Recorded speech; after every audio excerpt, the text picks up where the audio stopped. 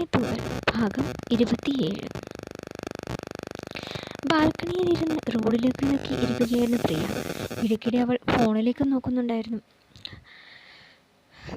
അഭിയേട്ടൻ പോയിട്ട് 2 ദിവസമായില്ലേ, ഇനിയും എന്താ മടങ്ങി വരാത്തത്? രാത്രി വിളിച്ചപ്പോൾ ഔട്ട് ഓഫ് റേഞ്ചായിരുന്നു. എവിടെയായിരിക്കും അവരിപ്പോൾ ഉണ്ടാവുക? അവൾ ആശങ്കയോടെ ഓർത്തു.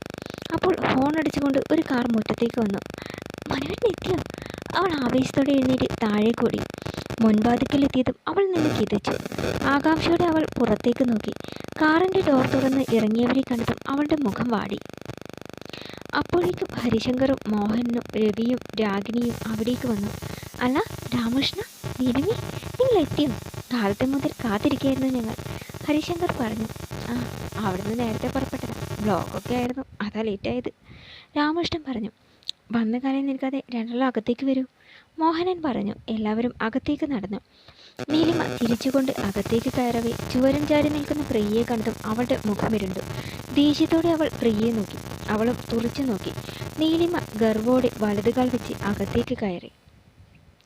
അവർ സോഫയിലിരുന്നു. അപ്പോഴേക്കും രാഗിണി രണ്ടാൾക്കും കുടിക്കാൻ ജ്യൂസ് കൊണ്ടുവന്നു. അവർ അത് വാങ്ങി എടുത്തു കുടിച്ചു. അബീഡിനെ ഇവിടെ കണ്ടില്ലല്ലോ, നീലിമ ചോദിച്ചു. അവൻ ദീപകിൻ്റെ കൂടെ പോയിരിക്കുക, അവൻ്റെ പുതിയ പ്രൊജക്റ്റിൻ്റെ ലൊക്കേഷൻ നോക്കാൻ, ഹരിശങ്കർ പറഞ്ഞു. നീലിമ ഒന്ന് പരിങ്ങി. അബിയുടെ വിളിച്ചപ്പോൾ പറഞ്ഞിരുന്നു, ഞാൻ പെട്ടെന്ന് മറന്നു പോയതാ, അവൾ പ്രിയയെ നോക്കിക്കൊണ്ട് പറഞ്ഞു. അവൾ ഒന്നും മിണ്ടാതെ മുഖം കുനിച്ചു നിന്നു. ഏതായാലും നിങ്ങൾ ചെന്ന് കുളിച്ച് ഫ്രഷ് ആകും, അപ്പോഴേക്കും കഴിക്കാനെടുത്ത് വെക്കാം. ഗീതു, ഇവരെ മുറിയിലേക്ക് കൂട്ടിക്കൊണ്ടുപോവാ, രാഗിണി പറഞ്ഞു. ശരി, വരൂ, ഗീതു ഇഷ്ടമില്ലാതെ പറഞ്ഞു നടന്നു. ഇരുവരും അവൾക്കൊപ്പം മുകളിലേക്ക് നടന്നു. പോകവേ നീലിമ പ്രിയയെ ഒന്ന് നോക്കി പുച്ഛത്തോടെ ചിരിച്ചു. പിന്നെ മുറിയിലേക്ക് കയറിപ്പോയി. നീ സന്തോഷിച്ചു നീലിമേ, നീ കരയാനിരിക്കുന്നതേ ഉള്ളൂ, പ്രിയ മനസ്സിൽ പറഞ്ഞു. വണ്ടി നിർത്തി ദീപക് അബിയെ നോക്കി. അവൻ കണ്ണടച്ച് എന്തോ ആലോചനയിലായിരുന്നു. അബി, ദേ വീടെത്തി, ദീപക് പറഞ്ഞത് കേട്ട് അവൻ ഉണർന്ന് ചുറ്റും നോക്കി. അപ്പോഴേക്കും ശബ്ദം കേട്ട് പ്രിയ വരാന്തയിലേക്ക് വന്നു. അവനെ കണ്ടതും അവൾ സന്തോഷത്തോടെ ചിരിച്ചു. ദേ പ്രിയ. അബി വരാന്തയിലേക്ക് നോക്കി. അവളുടെ കണ്ണുകളിൽ നിന്ന് അവൾ തന്നെയും കാത്തിരിക്കുകയായിരുന്നെന്ന് അവന് മനസ്സിലായി. ഓടിച്ചെന്ന് അവളെ കെട്ടിപ്പിടിക്കാൻ തോന്നിപ്പോയി അവന്. പക്ഷേ അവൻ ആ ആഗ്രഹം അടക്കി. ദീപു, തൽക്കാലം നമ്മൾ ആ ഗുണ്ടയെ കണ്ടതും അവൾ കൊല്ലാൻ ആരോ കൊട്ടേഷൻ കൊടുത്തതാണെന്നുള്ള കാര്യങ്ങളൊന്നും അവൾ അറിയണ്ട. ദീപു ഒന്ന് മൂളി. ഇരുവരും ഇറങ്ങി. പ്രിയ സന്തോഷത്തോടെ അവൻ്റെ അരികിലേക്ക് ചെല്ലാനൊരുങ്ങിയതും വാതിൽ കടന്ന് നീലിമ ഓടി വന്ന് അവനെ കെട്ടിപ്പിടിച്ചു. അവനൊന്ന് പകച്ചു. പ്രിയയും ഷോക്കേറ്റതുപോലെ നിന്നുപോയി. നീലിമ മുഖമുയർത്തി അവനെ നോക്കി. അവനാകെ മരവിച്ച അവസ്ഥയിൽ അവളെ നോക്കി നിന്നു. എന്താ ഇങ്ങനെ നോക്കുന്നേ? സർപ്രൈസ് ആയിപ്പോയി അല്ലേ? ആ, നീയെപ്പോൾ എത്തി? കുറച്ച് സമയമായി. അങ്കിളോ? അച്ഛൻ വരാതെ പിന്നെ നമ്മുടെ കല്യാണം നടത്താൻ പറ്റുമോ? അവൾ ചോദിച്ചു. അപ്പോൾ ഗോമതി അവിടേക്ക് വന്നു. അബിയോട് ചേർന്ന് നിന്ന് കൊഞ്ചിക്കൊഴിയുന്ന നീലിമയെ കണ്ടതും അവർക്ക് രോഷമിരച്ച് കയറി. അവർ നേരെ അവൻ്റെ അരികിലേക്ക് ചെന്നു. ആഹാ, നിങ്ങളെത്തിയോ? എത്ര നേരമായി ഞങ്ങൾ കാത്തിരിക്കുന്നു. അതാൻറ്റി, വഴിയിലൊരു ആക്സിഡൻ്റ് ഉണ്ടായി, വഴിയൊക്കെ ബ്ലോക്കായിരുന്നു, അതാ ലേറ്റായത്, ദീപക് പറഞ്ഞു. ആ, ഏതായാലും യാത്ര ചെയ്ത് ക്ഷീണിച്ച് വന്നതല്ലേ, പോയി കുളിച്ച് വേഷം മാറി വലുത് കഴിക്ക്, ഗോമതി പറഞ്ഞു. ശരി, എടാ വാ, വണ്ടിയിൽ നിന്ന് ലഗേജൊക്കെ എടുക്ക്, ദീപക് പറഞ്ഞു. അബി നടക്കാനൊരുങ്ങിയതും നീലിമ തടഞ്ഞു.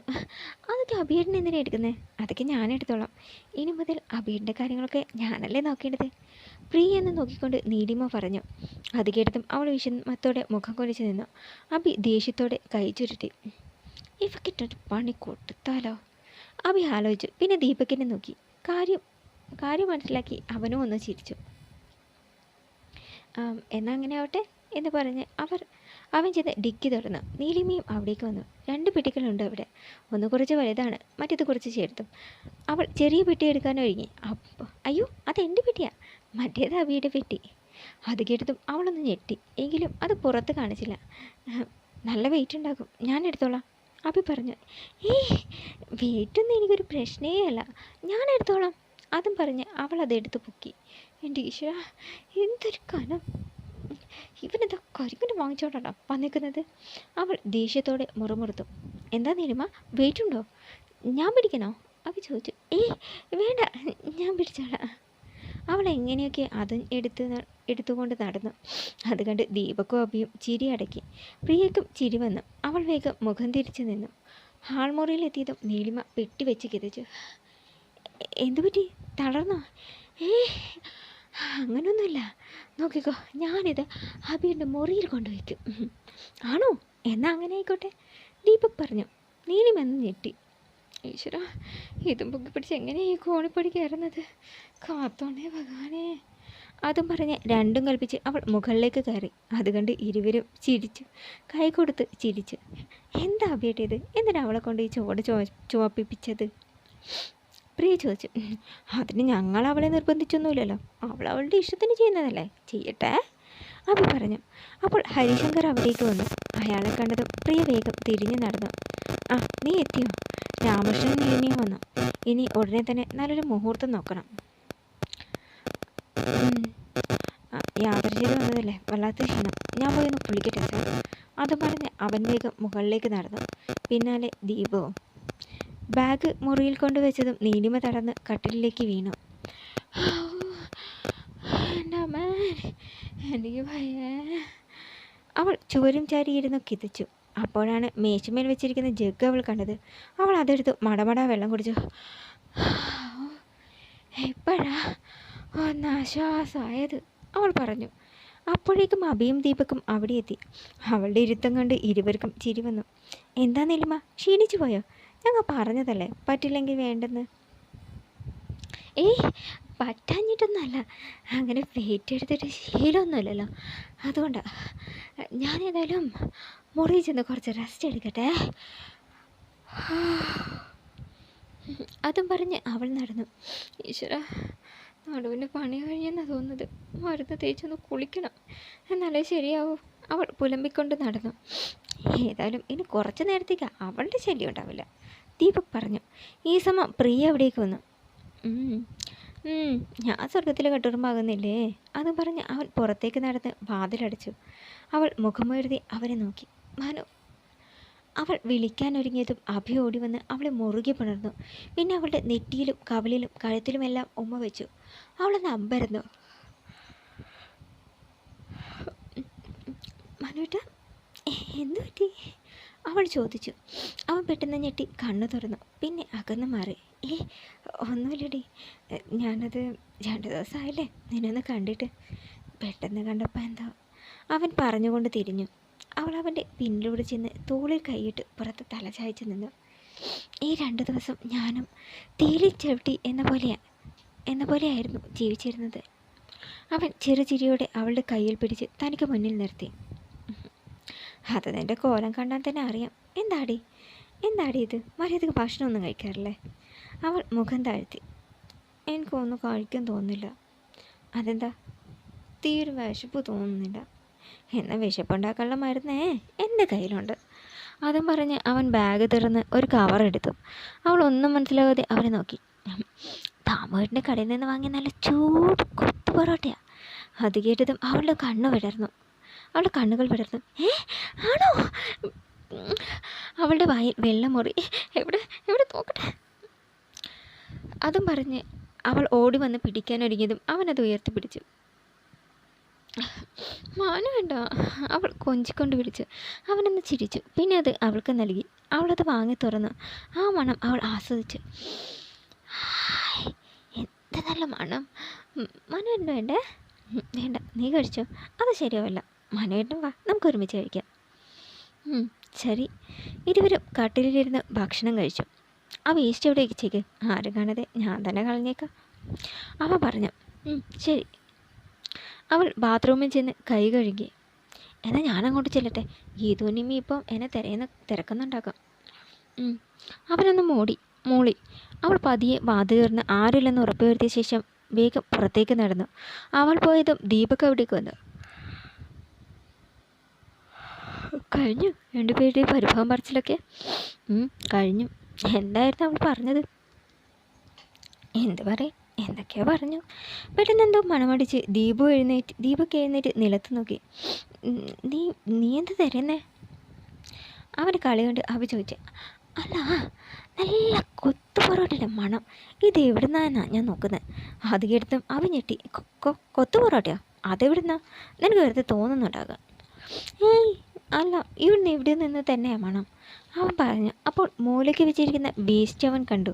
അവനത് എടുത്തു നോക്കി. അബിയൊന്ന് ചമ്മി. ഷെടാ, അപ്പോൾ രണ്ടിൻ്റെ പണി ഇതായിരുന്നു അല്ലേ? അബി ജാളിതയോടെ അവനെ നോക്കി ഇളിച്ചു.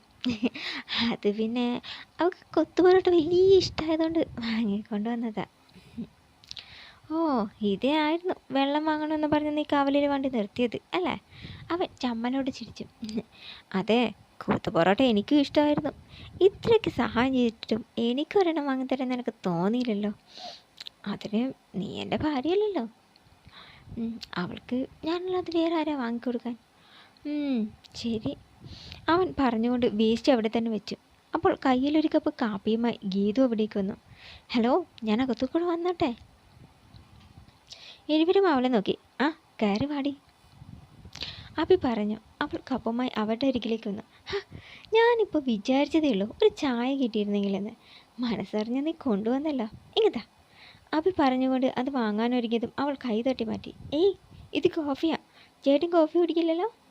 അതും പറഞ്ഞ് അവൾ ദീപകിനെ നോക്കി. അവൻ വിജയഭാവത്തിൽ അബിയെ നോക്കി ചിരിച്ചു. ഇതാ ദീപേട്ട കോഫി, അവൾ പറഞ്ഞു. അവനത് വാങ്ങി. ഓ, അപ്പോൾ അത്ര വരെ ആയ കാര്യങ്ങൾ അല്ലേ? ശരി, ഏതായാലും നീ ചെന്നേ എനിക്കൊരു ചായ എടുത്തോണ്ട് വാ. അയ്യടാ, ചേട്ടന് ചായ വെച്ച് തരാനൊക്കെ ഒരാളുണ്ടായിരുന്നല്ലോ. വേണ്ടെന്ന് വെച്ചിട്ടല്ലേ? ഇനി വേണമെങ്കിൽ ഇങ്ങോട്ട് കെട്ടിയെടുത്തിട്ടുണ്ടല്ലോ ഒരു മഹാറാണി, അവളോട് പോയി പറ.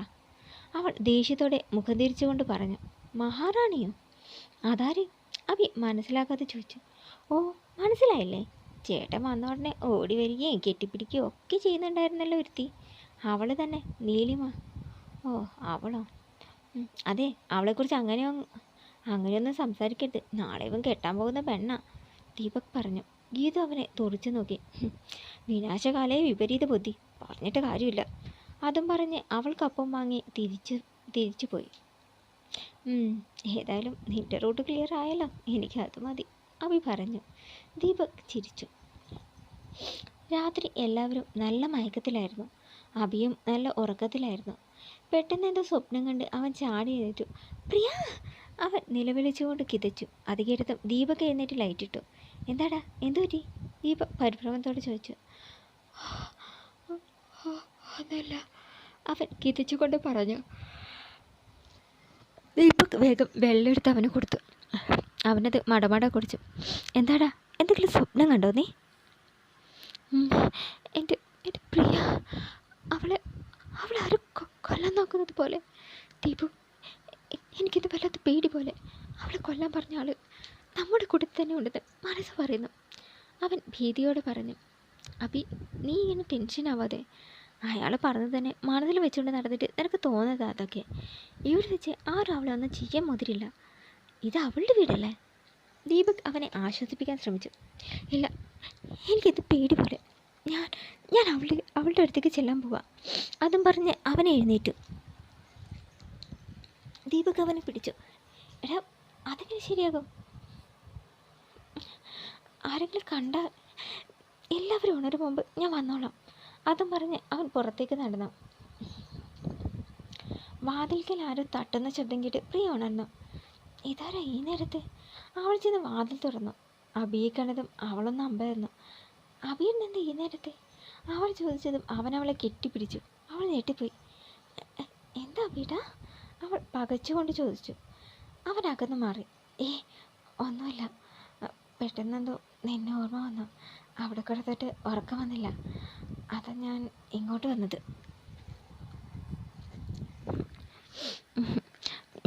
ഞാനിന്ന് എവിടെയാണ് കിടക്കുന്നത്, അതും പറഞ്ഞ് അവൻ കട്ടിലിൽ ചെന്ന് കിടന്നു. പ്രിയ വാതിലടച്ച് അവൻ്റെ കൂടെ വന്ന് കിടന്നു. അവൻ്റെ നെഞ്ചിൽ തലചായ്ച്ച് അവൾ അവനെ കെട്ടിപ്പിടിച്ച് കിടന്നു. സത്യത്തിൽ ഇങ്ങനൊരു അവസരത്തിന് ഞാനും കൊതിച്ചിരുന്നു. അവൻ അവളെ ഇറുകെ പുണർന്നു. ഇല്ലടി, ആര് വന്നാലും ശരി, വിട്ടുകൊടുക്കില്ല ഞാൻ നിന്നെ, അവൻ മനസ്സിൽ പറഞ്ഞു. ആരോ കതകിൽ തട്ടുന്ന ശബ്ദം കേട്ട് ദീപക് കണ്ണു തുറന്ന് ക്ലോക്കിലേക്ക് നോക്കി. 6:30 ആയല്ലോ. അവൻ തിരിഞ്ഞ് കട്ടിലിലേക്ക് നോക്കി. ഇവൻ ഇതുവരെ വന്നില്ലേ? ദീപക് എഴുന്നേറ്റ് ചെന്ന് കതക് തുറന്നതും കണ്ണും പിടിച്ച് നിന്നുപോയി. കാലത്ത് തന്നെ കുളിച്ച് കുറിയും തൊട്ട് സാരിയും ചുറ്റി കയ്യിൽ ആവി പറക്കുന്ന ചായയുമായി നിൽക്കുന്നു നീലിമ. അവനെ കണ്ടതും അവളുടെ മുഖം ആദ്യമൊന്ന് വാടി, പിന്നെ ചിരിച്ചു. Good morning. Good morning. ഇതെന്താ കാലത്തെ കുളിച്ച് കുറിയൊക്കെ തൊട്ട് എവിടെയെങ്കിലും പോകാനുണ്ടോ? അവൻ ചോദിച്ചു. ഏയ് ഇല്ല, ഞാനത് ഇവിടുത്തെ രീതി ഇങ്ങനെയൊക്കെയാണല്ലോ, അതുകൊണ്ട് കാലത്ത് എഴുന്നേറ്റ് കുളിച്ചതാ. അബീടിനെ എവിടെ? അവനൊന്ന് ഞെട്ടി. ഈശ്വര, ഞാനെന്ത് പറയും? അവൻ ആലോചിച്ചു. ഹലോ, ചോദിച്ചത് കേട്ടില്ലേ? അബീടിനെ എവിടെ എഴുന്നേറ്റില്ലേ എന്ന്. ആ ആ ഇല്ല, എന്നാൽ മാറ്, ഞാൻ എഴുന്നേൽപ്പിക്കാം. ചൂടോടെ ഈ ചായയും കൊടുക്കാം. അവൻ ഞെട്ടി. അവൾ അകത്തേക്ക് കയറാൻ ഒരുങ്ങിയതും അവൻ തടഞ്ഞു. അത് വേണ്ട. അതെന്താ? അത് പിന്നെ അവൻ ഇന്നലെ രാത്രി വൈകിയാണ് കിടന്നത്, അതുകൊണ്ട് കാലത്ത് നേരത്തെ വിളിക്കരുതെന്ന് പറഞ്ഞിരുന്നു. ഓ ആണോ? അപ്പോൾ ഈ ചായ? അവൾ നിരാശയോടെ പറഞ്ഞു. അത് ഞാൻ കുടിച്ചോളാം. അതും പറഞ്ഞ് അവൻ അത് വാങ്ങി വേഗം വാതിലടച്ചു. അവൾ നിരാശയോടെ തിരിഞ്ഞു നടന്നു. വാതിലടച്ച് അവൻ ചായ മേശയിൽ വെച്ചു. ചേട്ടാ, ഇവരെന്ത് വരാത്തത്? എല്ലാവരും എഴുന്നേറ്റ് കാണുമല്ലോ. അവൻ ഫോണെടുത്ത് അബിയുടെ നമ്പർ ഡയൽ ചെയ്തു. പ്രിയയെയും കെട്ടിപ്പിടിച്ച് നല്ല മയക്കത്തിലായിരുന്നു അബി. അപ്പോഴാണ് ഫോൺ വിളിച്ചത്. ഇരുവരും ഞരക്കത്തോടെ ഉണർന്നു. ആരുടെ കാലത്തെ തന്നെ? പ്രിയ കണ്ണ് തിരുമ്മിക്കൊണ്ട് ചോദിച്ചു. ആരെങ്കിലും ആവട്ടെ, നീ വന്നേ. അവൻ അവളെ ഒന്നുകൂടി ചേർത്ത് പിടിച്ചു. പ്രിയ ചിരിച്ചിരിയോടെ അവനെ നോക്കി. അപ്പോഴാണ് അവൾ സമയം ശ്രദ്ധിച്ചത്. അവൾ ഞെട്ടലോടെ ചാടി എഴുന്നേറ്റു. ഈശ്വര, മണി 6:30 കഴിഞ്ഞു. അതിനെന്താ, എവിടെയും പോകാനൊന്നുമില്ലല്ലോ, നമുക്ക് കുറച്ച് സമയം കൂടി കിടക്കാം. അവൾ അവൻ്റെ കൈ തട്ടി മാറ്റി. ഈ മനുഷ്യൻ, നിങ്ങൾക്ക് നിങ്ങളുടെ മുറി പോണ്ടേ? അത് കേട്ടതും അവൻ ചാടി എഴുന്നേറ്റു. ഞാനക്കാര്യം മറന്നു. അവൻ വേഗം എഴുന്നേറ്റ് ഡ്രസ്സ് എടുത്തിട്ട് പതിയെ കതക് തുറന്ന് പുറത്തേക്ക് നടന്നു. മുറിയിലെത്താറായപ്പോഴാണ് നീലിമ പടി കടന്ന് വന്നത്. അബീനെ എഴുന്നേറ്റോ? ഞാൻ നേരത്തെ ചായ കൊണ്ടുവന്നപ്പോൾ ചേട്ടൻ നല്ല ഉറക്കമാണെന്നാണല്ലോ ദീപേട്ടൻ പറഞ്ഞത്, എന്നിട്ട് ഇത്ര പെട്ടെന്ന് എഴുന്നേറ്റോ? അത് പിന്നെ ഒരു കോൾ വന്നപ്പോൾ എഴുന്നേറ്റതാ, പിന്നെ ഉറക്കം വന്നില്ല. ആണോ? എന്നാൽ ഞാൻ പോയി ചായ കൊണ്ടുവരാം. വേണ്ട, കുറച്ച് കഴിഞ്ഞു മതി. അല്ല, നീ എന്തെങ്കിലും കാലത്ത് എഴുന്നേറ്റ് കുളിച്ചത്? എന്തെങ്കിലും വിശേഷമുണ്ടോ? അങ്ങനെയൊന്നുമില്ല. ഇവിടുത്തെ ചുറ്റുവട്ടങ്ങൾ അങ്ങനെയല്ലേ. നമ്മുടെ കല്യാണം കഴിഞ്ഞാൽ ഇതൊക്കെ ഞാൻ നോക്കണ്ടേ? ഓ അത് ശരി. ഞാനെന്നാൽ കുറച്ച് സമയം കൂടി കിടക്കട്ടെ. അതും പറഞ്ഞ് അവൻ തിരിഞ്ഞു നടന്നു. അവിടെ ഒരു ഷോപ്പ്. അവൻ ദേഷ്യത്തോടെ പിറുപിറുത്തുകൊണ്ട് വാതിൽ തുറന്ന് അകത്ത് കയറി. അവനെ കണ്ടതും ദീപു ആശ്വാസത്തോടെ അവനെ നോക്കി. നീ എന്താ വരാൻ വൈകിയത്? നീലിമ നിനക്കുള്ള ചായ കൊണ്ട് വന്നിരുന്നു. ഒരു വിധത്തില്ല ഞാൻ അവളെ പറഞ്ഞു ഒഴിവാക്കിയത്. ഞാൻ കണ്ടിരുന്നു അവളെ. എന്നിട്ടെന്താ, ഒരു കോൾ വന്നപ്പോൾ എഴുന്നേറ്റ എന്ന് പറഞ്ഞ് തടി തപ്പി. അല്ല, ഇന്നലെ കല്യാണത്തിൻ്റെ ഡീറ്റെയിൽ വെക്കണമെന്ന് അങ്കിള് പറഞ്ഞത്. അയാൾ കുറച്ച് കഴിഞ്ഞ് വരുമെന്നാണ് പറഞ്ഞത്. എന്താ നിൻ്റെ പ്ലാൻ? അതൊക്കെ ഉണ്ട്, വഴിയെ പറയാം. ജോൾസിൻ ഇരു ജാതകങ്ങളും പരിശോധിച്ചു. അടുത്ത ഞായറാഴ്ച നല്ലൊരു മുഹൂർത്തമുണ്ട്. അത് വേണമെങ്കിൽ വിവാഹം നടത്താം.